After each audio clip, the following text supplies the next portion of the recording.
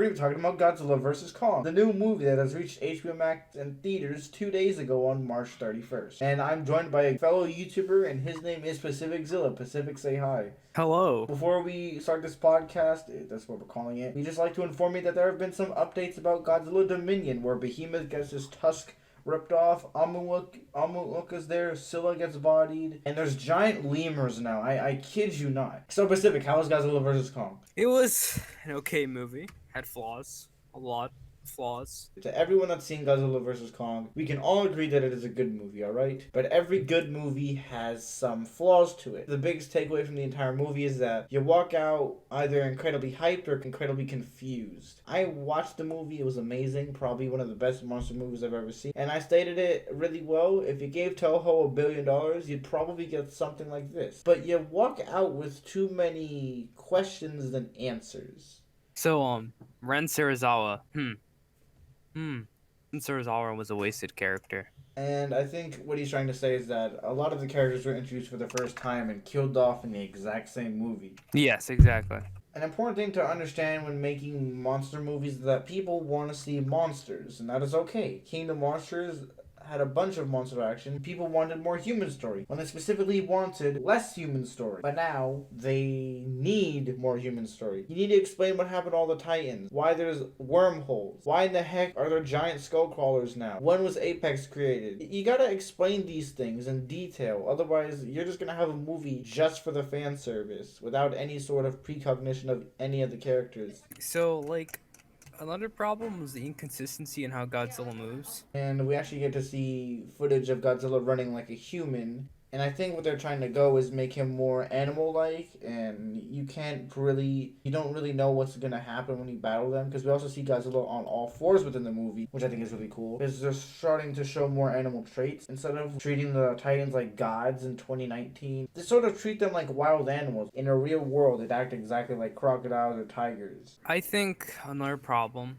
they really over-marketed Kong to be like the winner, and then Godzilla just easily smacked the crap out of him. Even when Kong gets the axe, Godzilla still has the upper hand. Sure, Kong puts up a great fight. Kong gets smacked the crap out of. In the trailers, Kong was incredibly powerful and seemed like he would have gotten the upper hand. Sure, Kong is faster and is smarter, but he weighs like 158 tons according to the movie versus Godzilla's 100,000 tons. Kong can hit well because he's a giant ape. And another thing that I do want to mention is that Ghidorah, you could probably have an argument that Kong could defeat Ghidorah, but you could also make an argument that Ghidorah could beat Kong. Do you have any thoughts on Mechagodzilla? He looks unfinished. He looks weird. When I first saw the design, I thought it was weird. And I think the reason he looks unfinished is because it's not as advanced as, like, the previous movies, where they've had years and years to make this, and with, like, unrealistic technology. I think now they're trying to make him seem as realistic as possible, without just becoming flat out just something that we could make in the next 100 years. That's true.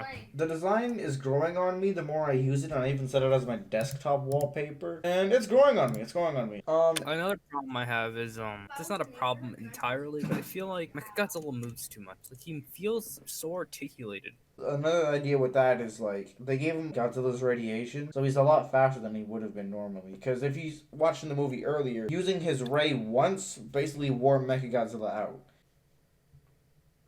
Hollow Earth. It should have been explained a little bit better. I feel like it's still a little confusing. Where they explain the whole gravity thing was mad confusing. I'll be honest, I do not understand why. It's the core of the Earth, alright? It's the core of the Earth, but gravity would still be affecting it the same way. So I don't understand why the gravity is inversed. And another thing, why wormholes? We already know that there's tunnels connecting there, but Godzilla didn't have to go through any wormholes because he just swam there. Another thing is, if there's a bunch of wormholes, how did the Titans get displaced around the globe? How did, like, Leviathan get up there if it's a fish? Did it swim through the tunnels? Godzilla's radiation was so hot, it could breathe a hole down to the Hollow Earth where gravity was just reversed. I like the Hollow Earth. I think the saturation should be reduced a little bit, because, like, on the blue rocks, you know, like all the gravity rocks and whatnot that have special energy, I think they could reduce the saturation on the blues, because it almost looks like you increased the gamma or the saturation using Vegas Pro and just left it there. I don't like the way that those mountains look, because they have too much saturation on them. One thing I want to see is in future movies, I want Kong to dual wield his axes. Oh yeah, because he has more than one. There's more than one. There's like a dozen of them. So if like there's a threat that Kong or Godzilla can't stop, he just bust out a second axe. The Zukis were way overhyped for only having one scene, like less than 5 minutes. The Warbot was gonna kill Kong if the humans did not intervene. Kong would have died multiple times if the humans did not intervene. Want to end it off with any inspiring quotes? Humans are interesting. I am Titanus Rodan. Greetings. I thought you were gonna say exactly again. Exactly. I still want to know why there's lemurs in the monster. Like lemur versus behemoth. We gotta make that happen. So, I hope you guys enjoyed this neat little video. I'm sure we'll get a bunch more leaks and images to talk about. And yeah, I guess that's it.